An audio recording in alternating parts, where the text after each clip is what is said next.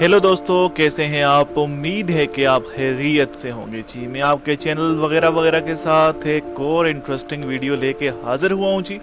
आज आपको मैं बताने लगा हूँ कुछ इंतहाई अहम बातें इमेज फॉर्मेट्स के बारे में जी। इमेज फॉर्मेट जैसा कि जीपीजी, जेपेग, पीएनजी, एसवीजी, जितने भी ये इमेज फॉर्मेट्स हैं, आज उनके बारे में आपको कुछ में बुनियादी बातें जो आपको पता होने चाहिए वो आपको बताने जा रहा हूँ जी। सबसे पहले जी स्टार्ट करते हैं आज के इस लेक्चर को, आज के इस वीडियो को। तो सबसे पहले जो बात आपको मैं बताने जा रहा हूँ कि सबसे पहले आप ये मेरे सामने जो वर्ड पेज है ये खुली है और उसमें सबसे ऊपर लिखा हुआ है words what essentially is image format. तो इमेज फॉर्मेट होता क्या है जी। तो आज आसान लफ्जों में आपको अगर मैं बताऊं इमेज फॉर्मेट क्या होता है, तो इमेज फॉर्मेट आप आमतौर पे देखते होंगे आपको बाज़-औक़ात इमेजेस को यूज़ करना पड़ता है अपनी वेबसाइट पे या किसी भी जगह पे, कहीं भी आपको अपने फोटोज़ को अपलोड करना होता है या इमेजेस को अपलोड करना होता है, तो ये इमेजेस काफ़ी बड़े साइज़ की होती हैं, ठीक है।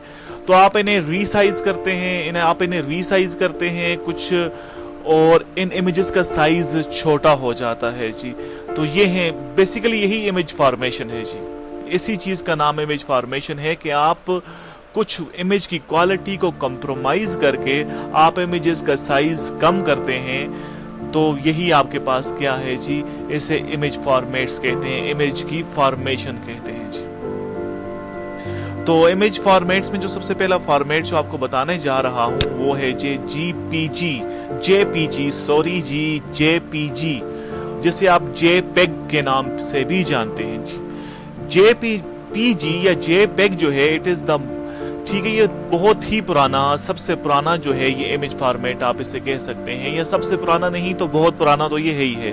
इसे डिजाइन किया था जी, it was designed by joint photographic experts group. तो उसी आप ये जॉइंट फोटोग्राफिक एक्सपर्ट्स ग्रुप ने इसे डिजाइन किया था, और इसी वजह से J for joint, P for photographic, E for experts and G for group, तो इसी वजह से जेपेग भी कहते हैं, ठीक है जी।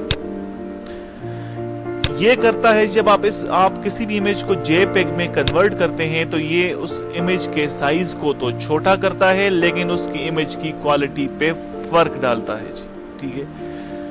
जेपेग इमेज कंप्रेशन के बारे में आपने सुना होगा, इस पे मैं अलग से वीडियो बनाऊंगा कि आप इमेज के साइज को कम करते हैं लेकिन इमेज की क्वालिटी में कुछ लॉसेस आते हैं जी, ठीक है। अब होता क्या है, यहाँ पे जो फोर्थ पॉइंट मैंने लिखा हुआ है ये है जी फोकस। अब जिस वक्त ये इमेजेस की साइज को कम कर रहा होता है, जेपेग के फॉर्मेट में जब इमेजेस का साइज कम हो रहा होता है, तो इसमें फोकस होता है बुनियादी चीजों पे।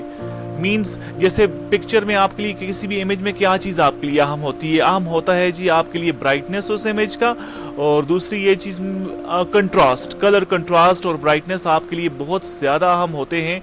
तो ये फोकस करता है उन चीजों पे, ये उन चीजों पे, इस किस्म की चीजों पे फोकस करता है। इस किस्म की चीजों को अपने एल्गोरिदम के जरिए, जो जेपेग का एल्गोरिदम है, ये कंट्रास्ट पे, ब्राइटनेस पे, इमेज की उस पे फोकस करेगा, और जो बाकी चीजें हैं उन्हें वो क्या करेगा, उन्हें वॉश आउट कर देगा जी, उन्हें वो खत्म कर देगा, ठीक है। और इस किस्म में होता ये है कि इस किस्म के डेटा में होता ये है कि आमतौर पे जो लॉस होता है वो होता है जी किसका, कलर्स का ही लॉस होता है।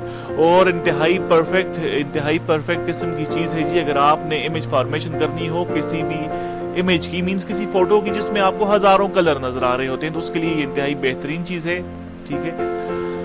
दूसरा फॉर्मेट जो आपको बताने जा रहा हूं दैट इज GIF, ठीक है जी। GIF जो है ये फॉर्मेट है, इसके अंदर आप लोगों का क्या होता है जी, अगेन ये लॉस लेस एल्गोरिथम को फॉलो करता है। इसमें जब आप इमेज का आप साइज छोटा करते हैं या इमेज को रीसाइज करते हैं, तो इस केस में किसी किस्म का जो इमेज के अंदर क्वालिटी का लॉस नहीं होता।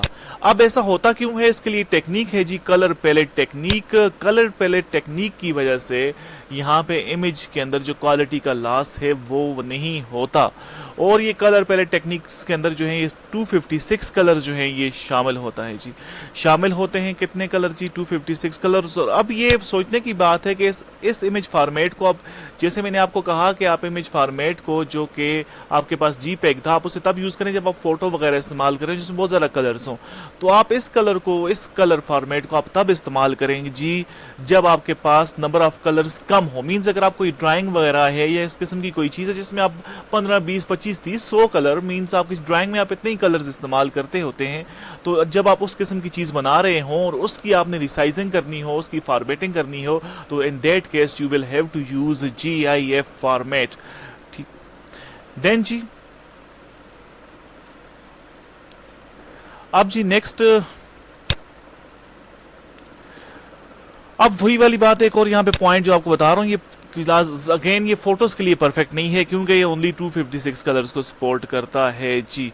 एक और इसमें बात ये है कि जो आपके पास GIF फॉर्मेट है ये आइडियल वन है, ठीक है, उन फोटोज के लिए जो आपके पास रेक्टेंगल या स्क्वायर नहीं होते। जब आप किसी चीज़ का ओरिजिनल फोटो लेना चाहते हैं, मीन्स आपकी उसकी की पूरी शेप दिखाना चाहते हैं, वो स्क्वायर या रेक्टेंगल की फॉर्म में नहीं होते। जैसे अब स्टेच्यू है तो स्टेच्यू का आप उसके स्टेच्यू के हर कोने आप दिखाएं, उस स्टेच्यू को आप ओरिजिनली दिखाना चाहें, एक स्क्वायर या रेक्टेंगल की फॉर्म में ना दिखाना चाहें, तो उस केस के लिए बेहतरीन है जी। उसके बाद जी एक और फॉर्मेट जो आपको बताने जा रहा हूं, दैट इज SVG। SVG जी शॉर्ट है किसका, एब्रीविएशन है किसकी जी, स्केलेबल वेक्टर ग्राफिक्स की एब्रीविएशन है, ठीक है। और इसके साथ इशू ये है कि इसको बिल्कुल जिस तरह HTML कोड होता है, इसकी इंस्ट्रक्शंस इसी तरीके से लिखी हुई होती हैं जी। और इसकी क्वालिटी अगेन यही है कि ये भी जो इमेज को रीसाइज करता है और इमेज की क्वालिटी में कोई लॉस नहीं आता। इमेज की जो क्वालिटी है उसमें कोई लॉस नहीं आता और ये इमेज को क्या करता है जी, रीसाइज करता है जी, ठीक है। वेक्टर इमेजेस जो हैं, ठीक है। उसके बाद जी नेक्स्ट, तो ये एक बात और चीज़ में जो फाइल साइजेस है, बहुत ही आप इसे फाइल साइजेस को आप बहुत ही ज़्यादा कम कर सकते हैं और इसमें आप जो वेक्टर इमेजेस हैं उन्हें आप बहुत ही ज़्यादा आसानी के साथ एडिट कर सकते हैं इस फॉर्मेट के अंदर।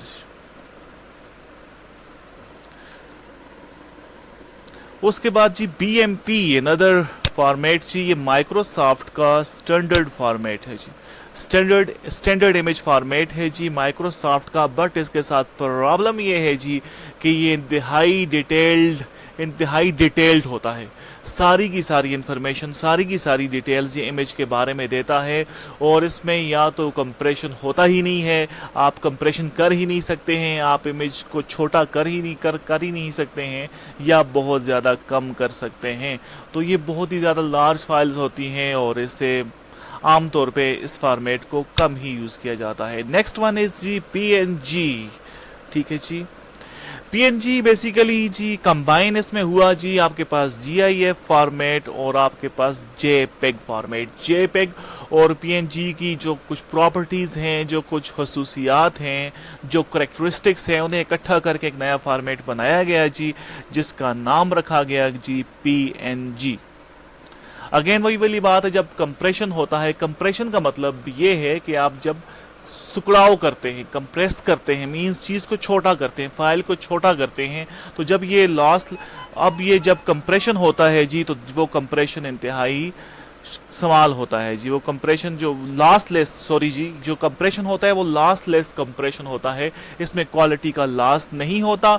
और इसकी एक और खूबी ये है कि it uses dynamic colour palette. ये डायनेमिक कलर पैलेट में का इस्तेमाल होता है। इसमें डायनेमिक कलर पैलेट में ये होता है कि जैसे GIF में ओनली 256 कलर्स वर सपोर्टेड, तो इसमें ठीक है लिमिटलेस कलर्स ये सपोर्ट करता है और जिसकी वजह से ये इसे आप कह सकते हैं एडवांटेज है इसे जी GIF के ऊपर।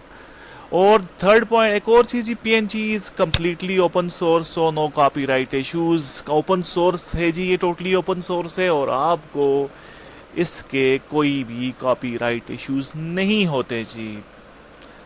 तो ये जी जो फॉर्मेट्स थे मैंने आपके सामने डिस्कस किए। मैंने JPEG को डिस्कस किया, GIF को किया, SVG को किया, BMP को किया और PNG को किया। तो आज मेरी तरफ से इतना ही। अगर आपको मेरा वीडियो पसंद आया है जी तो please subscribe my channel and like my videos.